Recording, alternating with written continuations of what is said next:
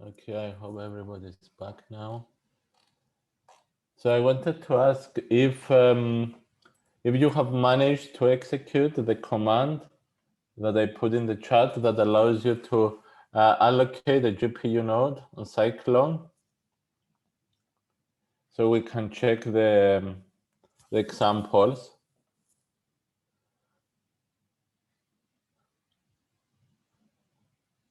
Salloc command does not work for me. Oh, why? Stelio, do we have anybody from the HPC facility here? No, let me try and get someone in now.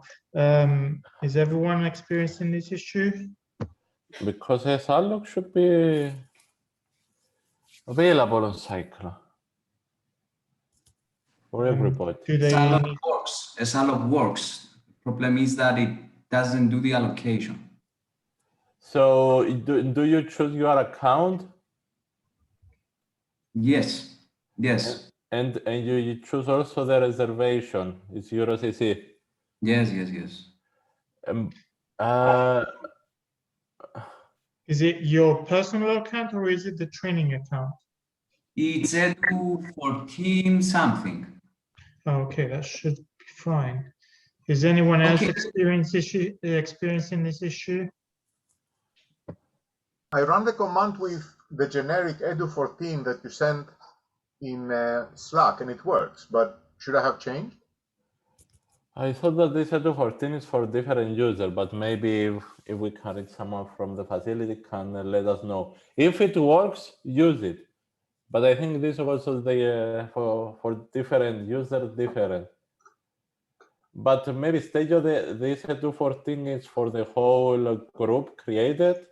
Yes, Edu14 works for me as well, so maybe it's okay. Yeah, maybe it's for the group that they created. So use Edu14, and if this gives you a node, let me check how many of you. So if you write SQ, it tells you who is running. Yeah, I see. Yeah, the good thing now is that on Cyclone we can allocate one GPU, so more users can use the same node. I see already 3 users on GPU 1. So also the rest should try to do that. So we have more. Yeah, so the usernames are edu14 and then they add something more. So this should be the username and the other should be the group. Okay, so now let's proceed to see this example, what it's doing. So let me open it. In my case, I use Emacs. It's an editor. I don't know if you use something else. Yes, Maria. Kyriakos, can you put the instructions again, because I have just received my account, so I can clone the repository. It is on Slack. I can put it also there on the chat. Yes, please. Yes, to everybody. That's not. All right, thank you. And the repository. So yeah, the repository. I can clone it. Yeah. Sorry, Andreas Timo, is your issue resolved? I don't understand. Yeah, his issue is resolved. Okay. All right. Well, I'll you, get somebody from HPC operations to be online if they can anyway. Yes. Okay. So, yeah, I think it should have also Vim for those that they can use Vim. Kyriakos, perhaps you can share your screen. Or... Oh, sorry, I forgot. Thanks for reminding me. I thought that I was sharing it. Yeah. Okay, now you can see it. Yeah, it looks okay. Okay, so let's do this again. So we go again to the directory that is the exercise 0, and I said that you can see the content either if you try less. So this will show you the content. But if you want to write, you need an editor. I use Emacs. You can use Vim, whatever you like. Okay. Okay, I use Emacs. But let me know if you have any issue to access an editor. So in this file, you can see that I have a main function, and then here I define a variable that it will return me the number of devices I can see. And then we need this special API function. This is a CUDA API function. So whatever API function CUDA has installed with CUDA and something else, okay? And this will return you the number of device. And then there is a special kind of variable called CUDA device probe that if you call the API function, it will return for a specific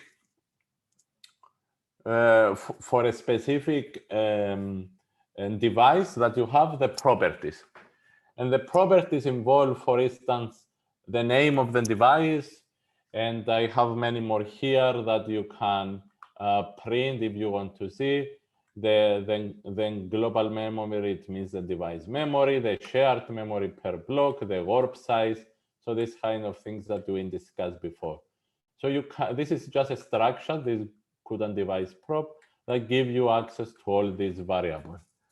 Okay, if you compile it, as I described before, either you run this compile.sh,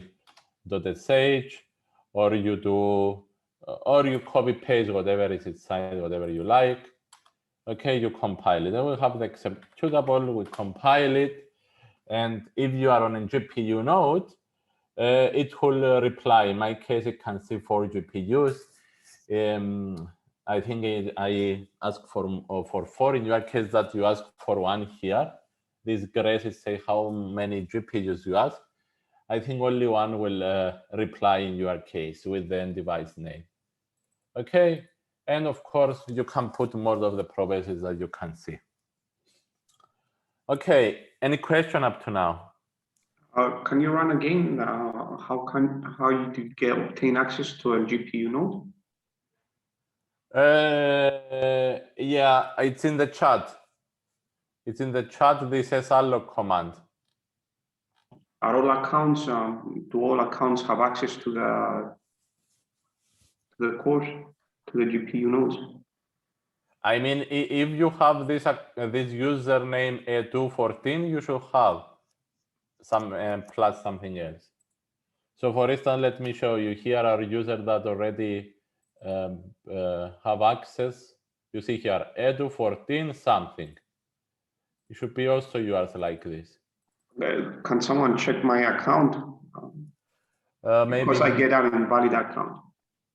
I think. Yeah, okay. Somebody from HPC operations is lost in now, Fisto. Yes. Okay, so I think Minas joined. Who joined? Yeah, he did. I'll ask him now. Okay. Okay, so let me proceed to the next more interesting example.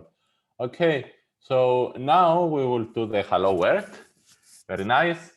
So I think you all be able to do this simple hello world.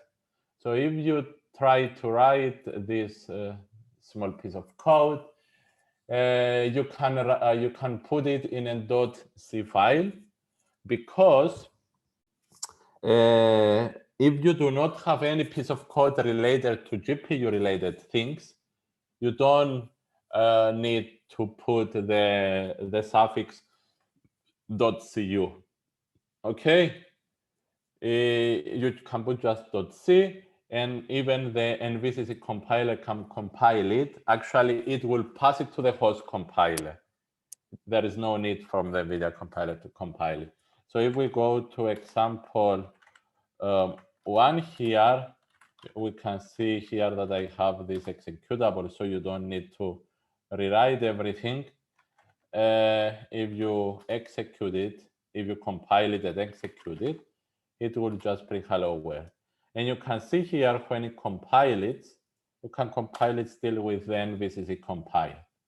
However, if you have, as I said, a piece of kernel, you shall put the .cu, don't forget that one.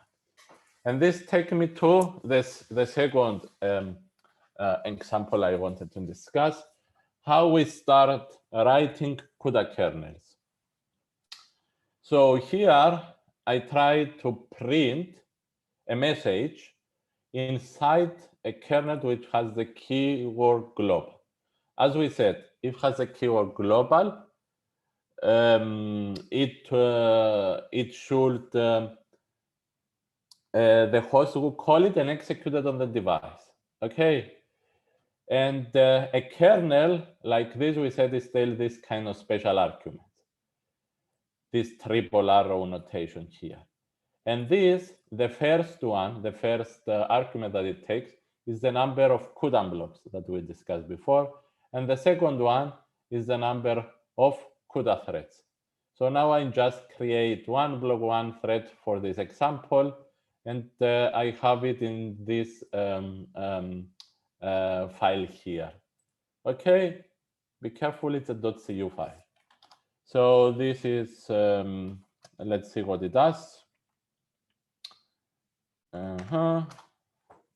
What it does.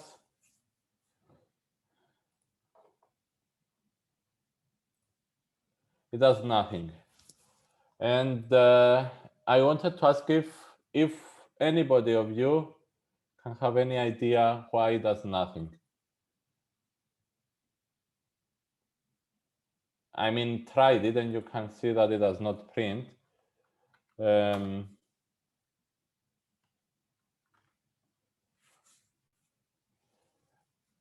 Okay, if we do not have any idea, it's because the way that we code a CUDA kernel, it is asynchronous, in the sense that the host will call this function, and this will go to the GPU for execution. However, the CPU does not wait for the, the host does not wait for the device to execute the function and then proceed. So it proceeds directly to return 0 and does not print any message. So it finished the execution and you do not see anything. So the important thing that you need to remember is that we need synchronization in order to be able to see these messages. So there is a functionality from the CUDA API that tells the host to synchronize with the device. So any command that we have given to the device should be completed before we proceed beyond this barrier. So it needs to wait until this message appears before it finish the execution. So in this file, in the sub-example 3, I have what I put here. So I do not need to see it. It's just what I put here in the slide. And let's run it now.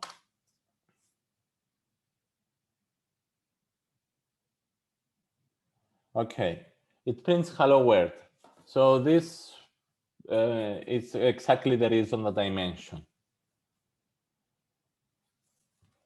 Okay, so let me know if you have issues, so we can solve it, so we can proceed forwards to more example.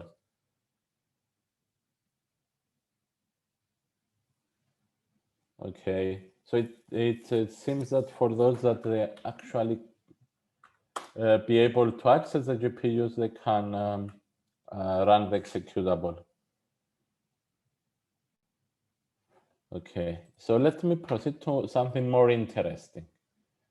Now, can I interrupt and ask a probably stupid question? For example, yes, Timo, go ahead. So we have the global function first and then the main in the previous example. Yeah, so, let me go up. Yes.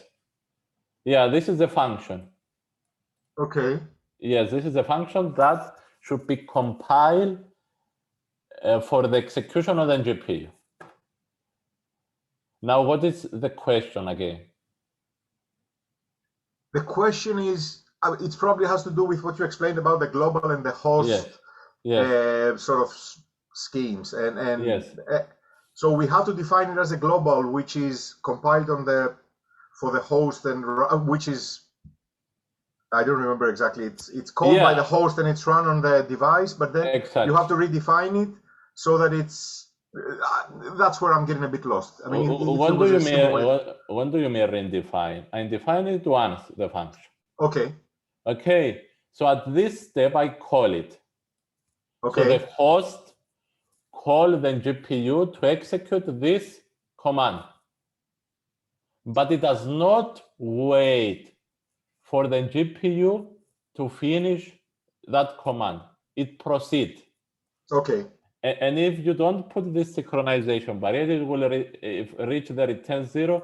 So the execution of this simple code will finish before the GPU be able to do its part. Okay. And this is due to the fact the call to CUDA kernel are asynchronous. Asynchronous means the host proceeds. So yeah, this is why we put this API function to synchronize the two devices. So when we define the function, when we pre-allocate for the function, we have to say if it's global or if it's going to be called. So specifying if it's going to be called by the host and run on the device. Yes. And then we define the function, and within the definition of the function, we have to do this special triple arrow sort of thing that defines at which point of the grid it will be. That's new to me. I mean, so this 1.1. Yeah, this is a new thing that it has to do with the CUDA program that I explained before. Is the idea of the CUDA blocks and CUDA threads. Okay. Because this is a massively parallel unit. You need to have different threads and are grouped in blocks to allow up to a degree synchronization within blocks, but up to some degree also asynchronous calculation of the blocks. Okay, we'll do examples later that will have more blocks and more threads. I get the idea. I wouldn't be able to sort of do it myself now, but I see what you mean. So yeah, I'll wait to see how it works. Yeah. Thanks. Yeah, but if you have a function global, always you need to have this syntax to provide the CUDA blocks and threads. Okay. Okay, thanks. Okay, so let's move to another example. So let's make it, no, it's the same but extended. So we make it a bit more complicated. So now here we have 3 blocks and 2 threads per block. So in total we have 6 threads. Okay, so now this function here, it should be executed on all these 6 threads. Okay, and since this will be executed on all these 6 threads, we need to have a way to be able to identify which thread execute this piece of code so it can do different things. Okay, otherwise we don't know which one is which and we cannot handle this parallel execution. So CUDA provides us with what we call runtime variables. The runtime variables, you do not specify any value to them, and you do not define them.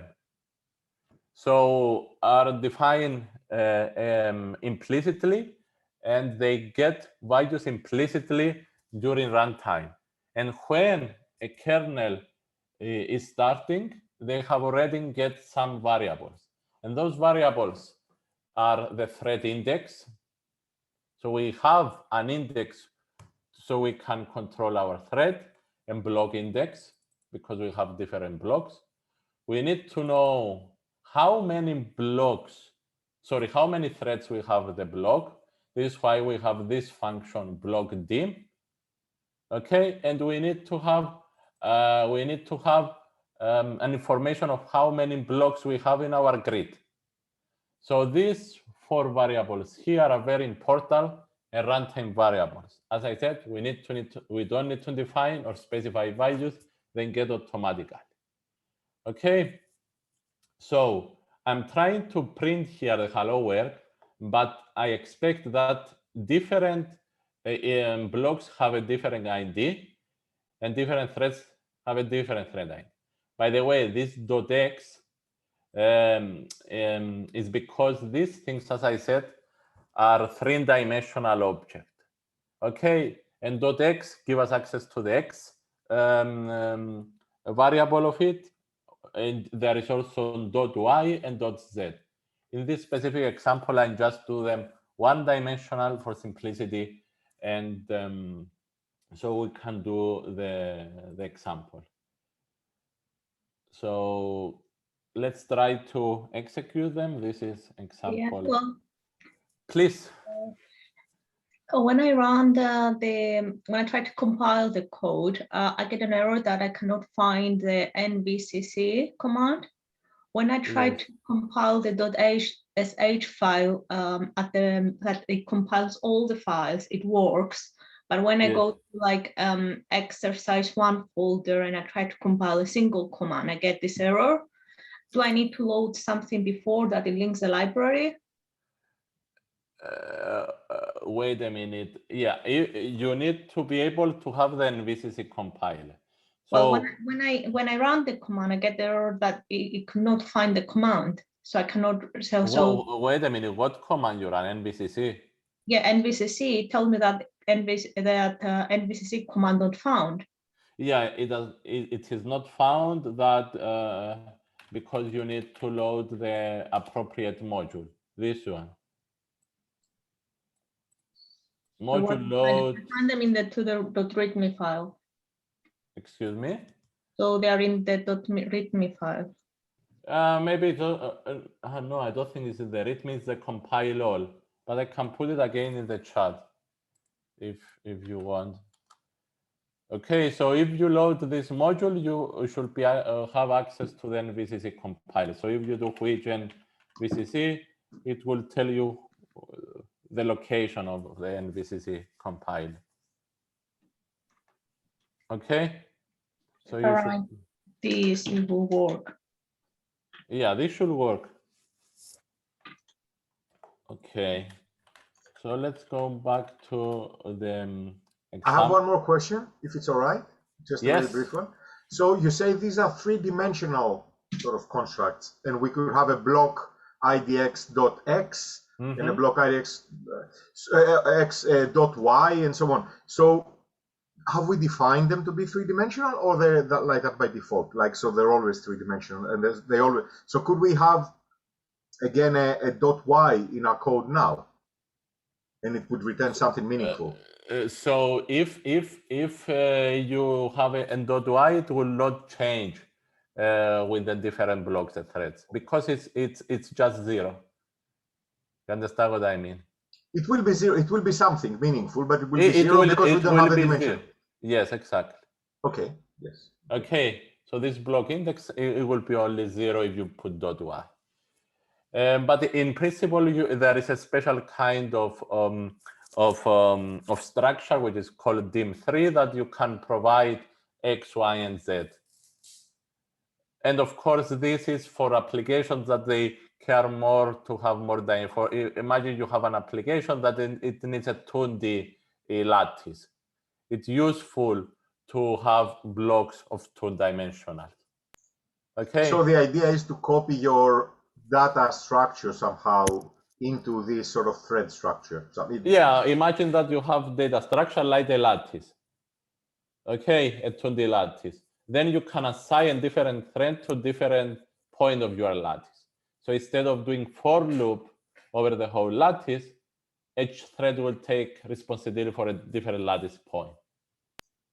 Thanks. Okay. Okay. So let me try to compile the example that we just discussed. Okay, so you can see that it prints hello world, and it prints there are 6 threads. Those 2 threads belong to block 0, those 2 threads to block 1, and the other to block 2. And in principle, the different blocks should run asynchronously. I don't know if I can make a run that it can happen the other way. But in principle, the blocks run asynchronously. So it is not guaranteed. Iago, if you increase the number of blocks, yes, you will get the asynchronous behavior. Yeah, if you put many, you can. It's easier to get the asynchronous behavior. We can with threes. It's more common that the scheduler will put them in that order. Okay, but in principle are asynchronous. This is the important message that we need to get here.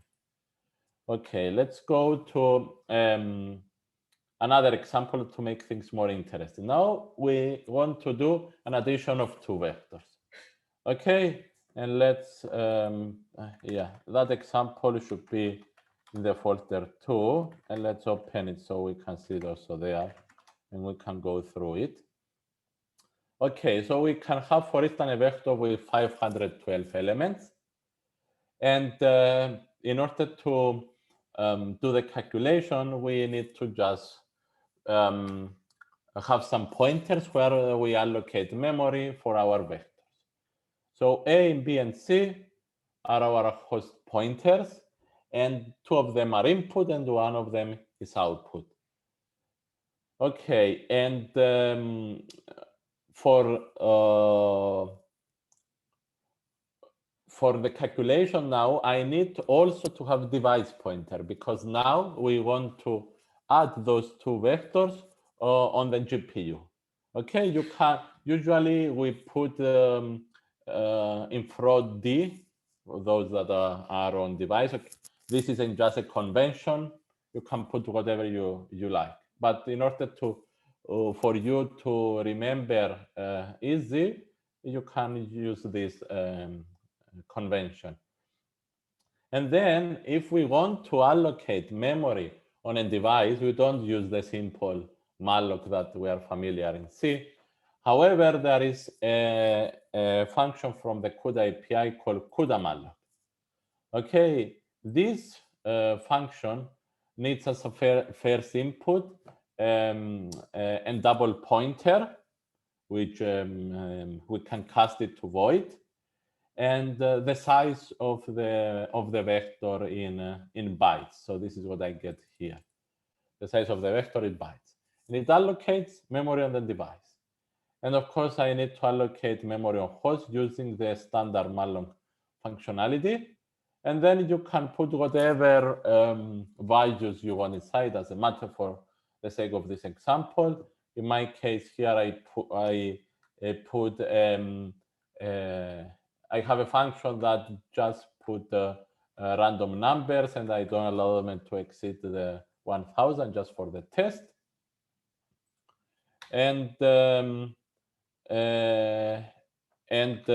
okay, I need here to copy my data from the host pointer to the device. So the first argument is always the destination pointer. The second one is the source pointer, then the size in bytes, and then the direction of the copying. Okay, so the direction of the copying now is host to device. So this one, which is the source pointer, should be on the host, and this on the device. Okay, and this will copy in a synchronous manner the information from host to device pointer. Remember, in a synchronous manner. So it means the host will block until the data are fully copied to the GPU. And next, we will have a kernel that it will add the vectors. I will explain it in a few minutes. And we need to provide information about the device pointer. It does not care about the host pointer. So we need the 2 input device pointer and the 1 output one. And in this case, I just create 1 block for the example, and then the number of threads. So this means that I create 1 thread per vector element. Okay, so I want to do an element-wise addition here. So the most usual way to do it is to create one thread per element. If you wanted to do that on the CPU, you need to do a for loop. But this is where the power of the GPU comes. It can do things in parallel. And then we have a command that copy back the data from the device pointer to the host pointer. And of course, be careful about the flag here. The direction is device to host. And one may ask here, so you told us that this kernel will be executed asynchronously.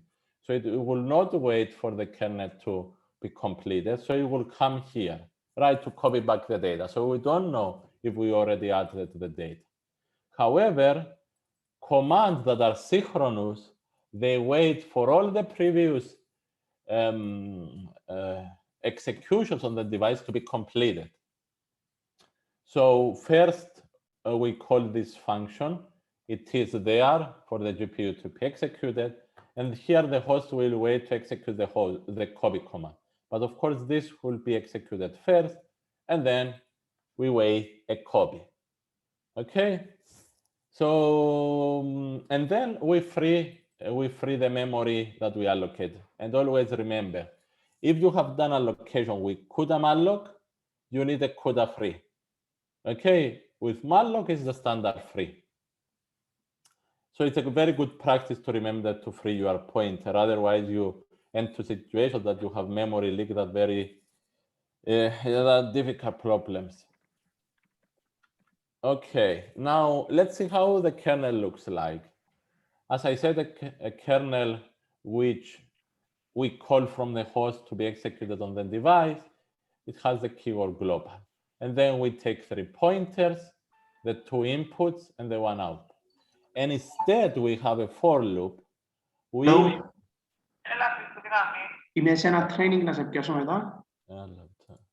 So we have a different index, the thread index, that gets value during runtime that goes, let me try to explain it better. So we have now 512 threads, and each thread takes a different index. And since it has a different index, it will point to a different location on the memory. So actually, all they execute the same command, but they work on different element on this pointer because they have a different thread index. And then they will save the result to a different thread index on the device memory. Okay, now if, for example, someone has 1 thread per block and n blocks, then this thread index is always 0, right? What it changed is the block index.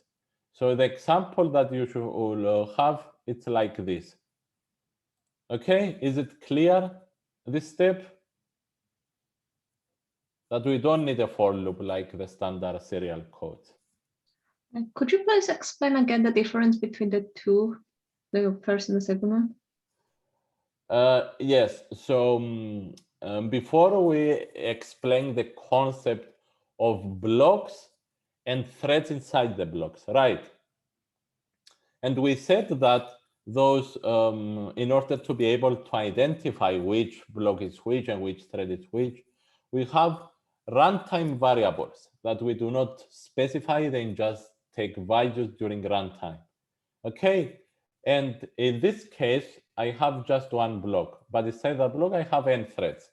In the specific example we discussed, we have 512 threads. Okay, so in this example, the block index.x should be always 0. What it changed is the value that the thread index has. It will go from 0 to 511. Okay, and this will allow us to process information in parallel on different locations in the memory. Okay, so thread index 0 should go to the location 0 of the pointer and adds A and B and store on C. Thread index 1 should go to the next one on the location on the memory and adds. However, when we take this example, we have 512 blocks and one thread, then the thread index should be always 0, right? What it changed now is the block index. So this is the right index we need in order to do now the addition of these 512 elements. Better now? Can I also ask something about that, since we're on that topic? Yes. So these are runtime variables, and they're created after, effectively, they're created after the add vex. So no. Okay. No after. In the moment that this function is called, they take values. When the blocks are created and the threads, they take values. Yes, but they're created because of the add vex. That's where we defined it. Yes, we have exactly. n blocks. That's what I'm saying. Yeah. Yes. So, when you have a kernel, these run variables are created. This is what I mean. Okay. When you call a kernel, those are created. Okay. So in this case, which one is faster? Isn't it better to have like one block with n threads? Or... So actually, both situations are not good. Both situations are bad. Of course, we can. Let's try to. I will come to this question in a couple of minutes. So, but let me run them. So let's run the first sub-example. So it just tell you the values of the two inputs. If they add them, what is the value of the output? And you can check it should be correct. This is, and just visualize them to make sure. And we can have also the other one. It should do the same. So it doesn't matter your choice. I mean, how many threads you choose, how many blocks. What it matters, it's in the performance. But of course, you need to add all the elements in the end of the day. The choice of how you do them blocks and threads, it affects the performance. And the most optimal way to do that is to have n blocks and m threads. Okay, so we said that the streaming multiprocessors can handle in parallel more than one block. Okay, and we have many streaming multiprocessors. And imagine the situation that you choose just one block. It's the bullet point one that I have here. So the other 107 streaming multiprocessors an Ampere in GPU has, for instance, I think you need to, it doesn't matter. I mean, just I got a question. I mean, this random number generator I have, it has automatically a seed. Of course, if I don't know, does I specify? Maybe I have one seed. If it's different for you, maybe you have a different one, but it doesn't matter. It just you see that the addition is okay. So back to what point I was making is that then the other all streaming multiprocessor was sitting there idle, so they will not do anything. So this tells you directly that this is not an optimal choice to just use one streaming multiprocessor and not the other. So you need to find a way to create more blocks. But let's take the example that we create one thread per block. There is a limit about how many blocks streaming multiprocessor can handle in parallel. And if you choose just one thread, you will not be able to use all the cores per streaming multiprocessor. So this will again create problems with your performance.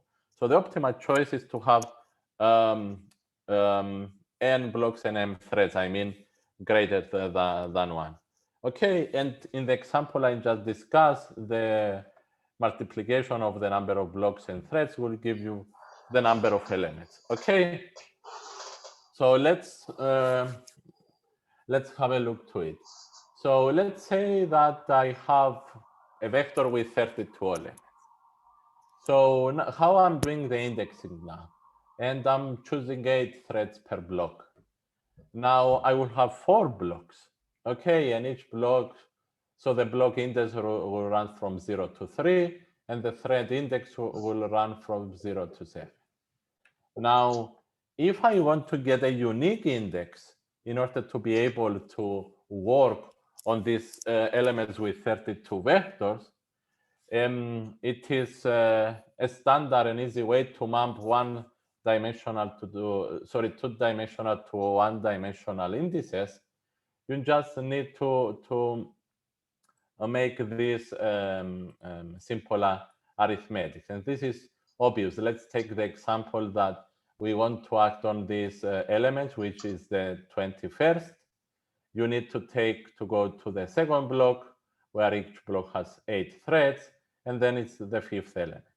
So with this simple line, we can convert the runtime variables thread index and block index to a unique index that allow us to work on this vector. And of course, if you have more dimensions, this can generalize. So the situation now becomes like this. So there is an additional line here that tells us I need an index in order to work on the elements based on my thread index and block index. And of course, we need to also then block dim to get the unique index, and you are doing your addition. Okay, so this is the example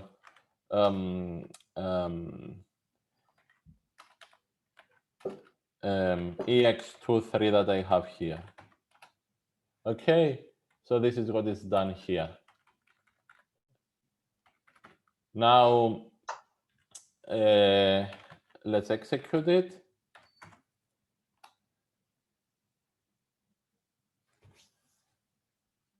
Okay, it does the same thing. But one may ask now the question, let's say that I have a vector that it has a number of elements that is not a multiplication of the number of block and threads. What I'm doing? Okay, this is the usual case.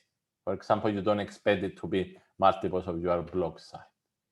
So you need to be careful, because with that you may access a memory beyond the array that you have allocated, and you can have illegal memory access and this kind of issues. So for the way that we can solve this problem is that if we have a remaining number of elements to work on, we create an additional block. Okay, now the way that we can do it very fast and easy, let's say that we have n elements, okay, and we have m threads per block. So if we do this integer division, this will always give us one more block if there are remaining threads to work on. Okay, however, you need to specify how many elements this vector has now, because we will get this unique index, and make sure that this index does not exceed the length of my vector, so to avoid access to illegal memory access. Okay, and this example I have implemented to sub-examples for. Okay, but it's not a big deal. We can go now to more interesting thing. So can I interrupt once more? And I'm sorry about that. Yes. Just I run all the examples, they compile and they run. It's just that the printf command outputs something plus something equals 0 in all cases. I don't know what's. Are you on a GPU? Should I should be, or maybe I should allocate again. Okay. Okay, yeah, sorry. I mean, the example that I put allocates for 30 minutes. I don't know if maybe the 30 minutes already passed and maybe it's that. You got outside of the GPU. This could cause it.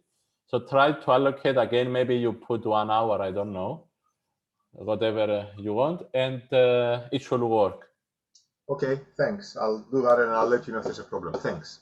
Okay.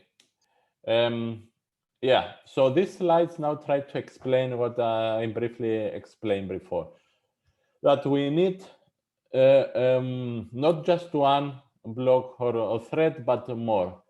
The negative part of that is that it decreases the complexity, but we can take advantage of various things on the GPUs. For example, we said that the shared memory can be used within the threads of a block. But if you have one thread per block, you cannot make use of it. And the shared memory is very fast, and it can help us to accelerate calculation. Also, we can use all the CUDA cores within a streaming multiprocessor. Because if you use one thread per block, then there is a limited number of blocks that you put on the streaming multiprocessor. Other thing that it has advantage to use more threads, not just one thread per block, but more, is that we have what is called a warp scheduler. So we said that the CUDA threads are grouped in warps, that they have a size of 32. Okay, that they simultaneously execute instructions. So imagine when a warp waits for data to come, it does not do any kind of calculation, just wait. But it could be that for another warp, that the data are already there. Okay, so the warp scheduler will say, the data are already there for the second warp, so I make this active, and the other inactive as long as it waits for data. Okay, so if you do it like this, you hide the latency of waiting the data. And this is what this warp scheduling is doing. It's a very sophisticated mechanism of the GPU, and you do not have direct control of it. You just need to know that this mechanism exists, and I need to make use of it. It's like the cache, that you cannot directly tell it what to do, but implicitly through the way that you order your calculation. Okay, and another thing that we need to keep in mind is that the blocks run completely parallel. You cannot synchronize the blocks. You can only synchronize the threads, and the threads need synchronization sometimes. So we need to check such cases now. So the other example is the dot product. So we have two vectors now, and we want to compute the scalar number, which is their dot product. And I start here with how a kernel would look like. So you have two input vectors, let's call them x and y. So we do what we did before. Each thread takes a different element of that vector. It does a multiplication, and it stores it somewhere in this variable temp. Now, a very reasonable question: where this is stored? Because we discussed about device memory, we discussed about shared memory, we discussed about registers. Okay, so tell me, what do you think?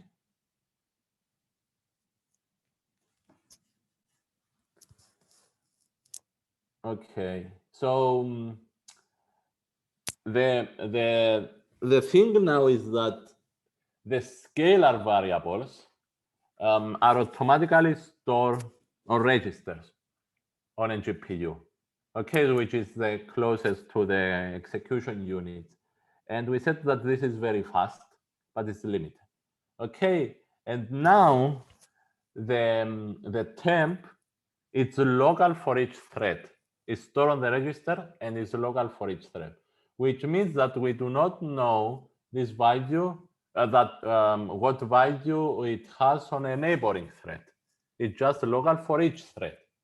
So when one asks what I'm doing now, how I can add all these values to do the reduction that is necessary for dot product, we need to have some kind of communication.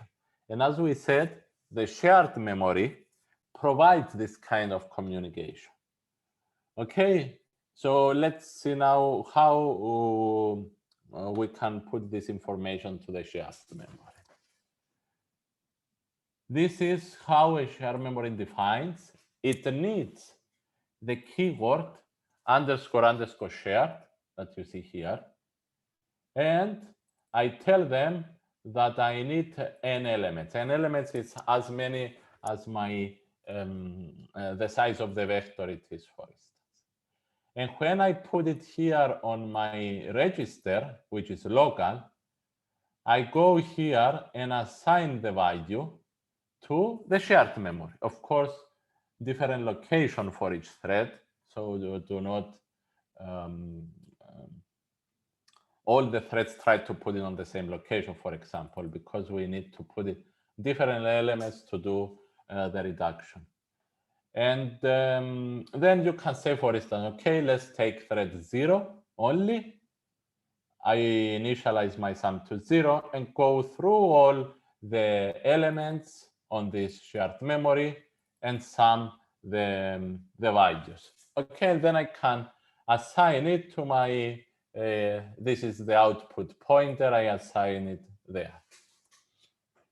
Now we have issues. And I'll give you a few seconds to think what kind of issues this this piece of code has. You have to synchronize before you do the addition so that all the threads are finished, maybe? Yeah, so here,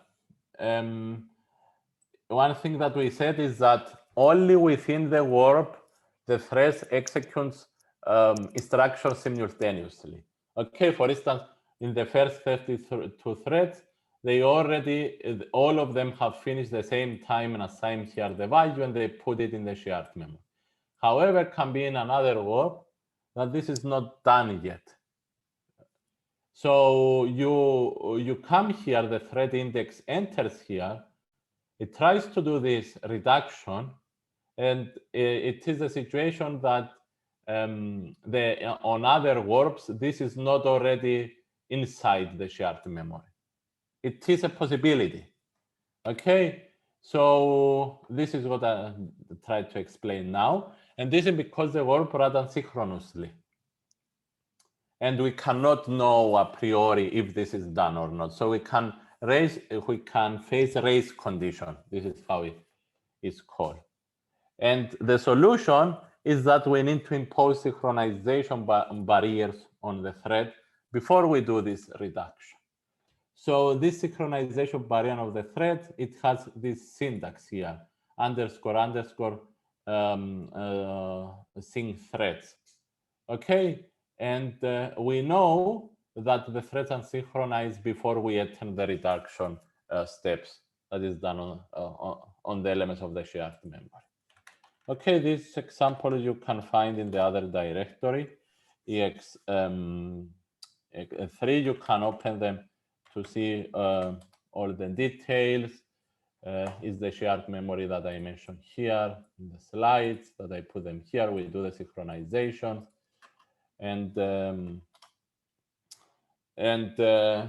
yeah, this is the correct thing to do. So be careful about race condition where you have parallel codes. Can I ask? Yes. So why don't we, let's say, define float r before we feed it to the function as to be equal to 0, and use each thread to add on the value of r the temp variable, and do it in parallel instead. This one you in an open, yeah, yes. To make it in like an OpenMP reduction process, and do it in parallel. Because if you specify a variable r, okay, that one will be logged for each thread. You cannot do reduction if you have variables that are logged for each. You cannot access information from other threads direct. Only through the shared memory you can do that. No, I mean this R variable, we have it. It's a pointer from that is allocated from the main function. This sits on the device. It has Yes. allocated before, and it's just one element, let's say. Yeah. Yes. Can we add directly on that? Why don't we do it? I mean, look, we do it because the shared memory is super fast. That one that is on device is very slow. okay. So this is something that you want to avoid. Okay, and now it has also other issues that I will explain now. What you are trying to do. But it's clear now why you do not do it there, because it's very slow, first of all. Okay. Okay, and we should make use of the shared memory. Okay. Now,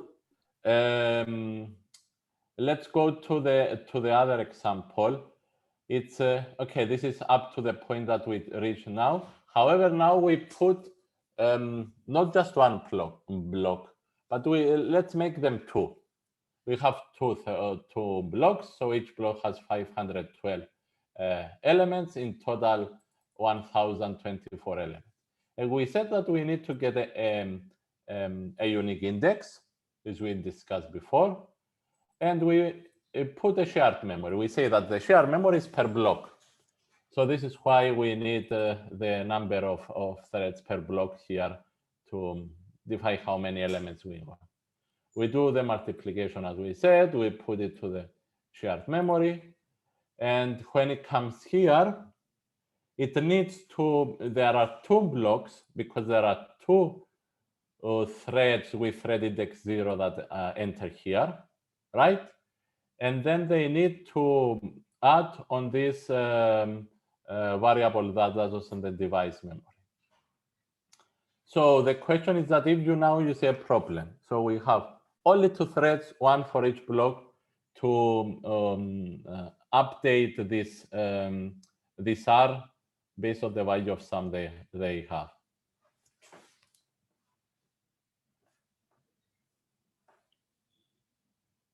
So remember, we said that the blocks run asynchronously.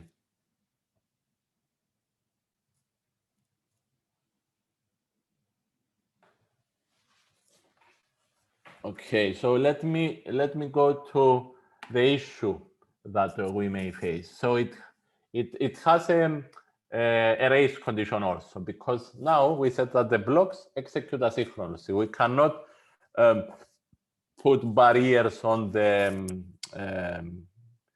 blocks as we did for the threads inside the blocks.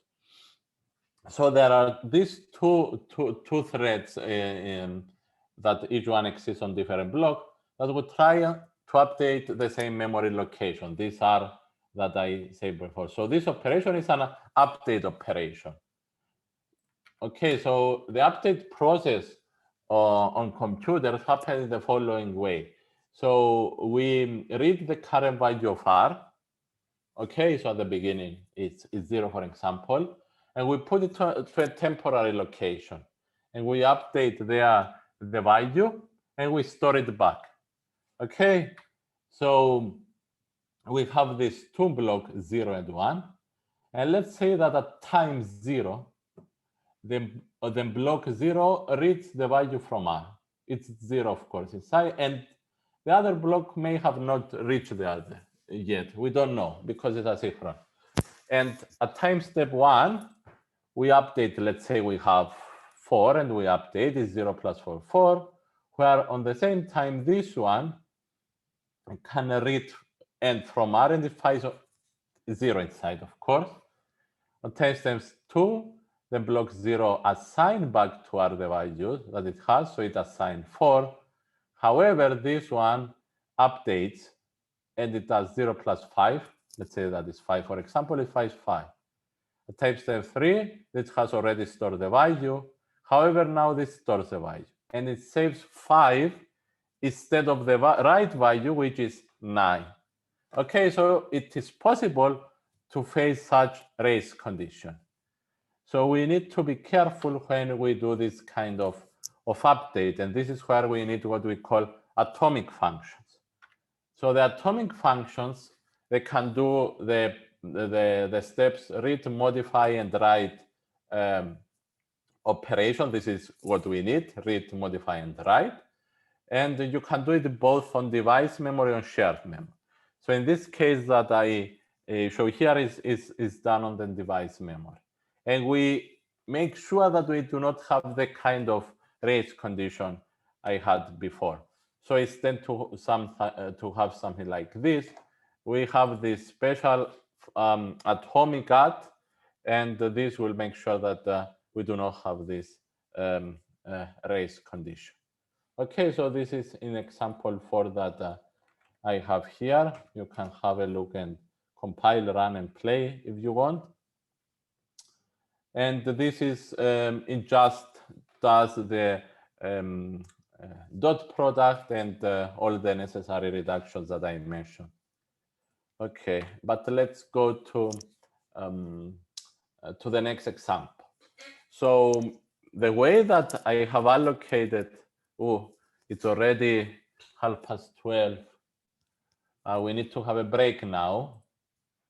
Is it now the break? Yeah, let me check. You can take a bit more time if you need, about 5, maybe 10 minutes. Yeah.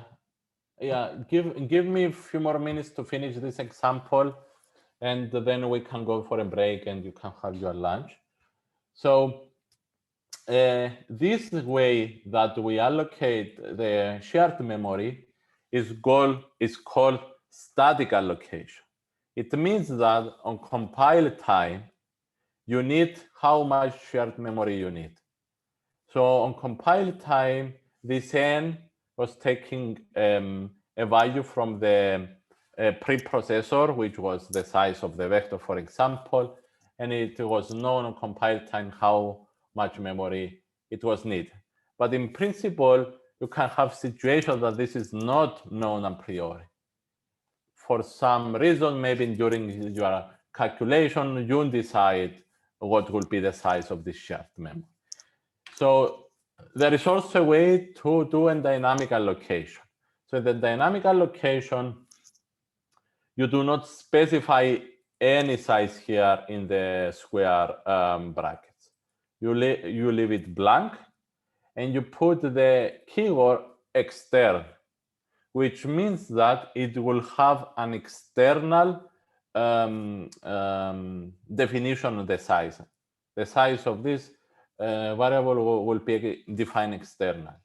Okay, and externally means when you call your kernel, besides the information that you put about the block size and the number of threads per block, you provide also information about what it will be the size of this shared memory. So this is a third argument in this special notation of arguments that we need to give to a CUDA kernel. Okay, so I will need as many, the shared memory will have as many elements as the threads per block. This is what it says. Okay, I think now I stop because this is a new aspect of the CUDA programming environment. So I want to discuss it after the lunch. So do you have any question up to now? So before we go to the lunch? I have a question. Yes. Okay. Which is, in all the examples that we didn't do the synchronization, for example, example 3.2, when I run it many times, it gave well, I don't remember if it was the first one or anyway, you run it many times and you get the same result. And especially for the example where we had the mistake with the 2 blocks, well, mistake, anyway, this issue with the race condition, and we didn't use it. I get a wrong result for the inner product, but it's always the same wrong result. So why is that? Remember me which one do you check now? Well, yes, of course, it is example 3. In example 3, yes, I get a wrong answer, but it's always the same. This one here. So if you increase the number of blocks and make it more complicated, you can start getting also other other assets, because it's simpler, it's just two. This is the reason, and it's messing up in the same way. But this was to explain that in situation like this, imagine that you have 1,000 blocks, you don't know which one will read at which time, and assign first or later the value. So you cannot predict which case. But it does give a wrong answer. It does, of course, yes. Okay, thanks. So you need to be careful with this synchronization. It's very important to remember on parallel program. Yes, thanks. Okay, so we reconvene 1:30 with more interesting examples. Okay, I want to enjoy your lunch and be back on time. Thank you, Diego. Thank you, everyone. Thank you.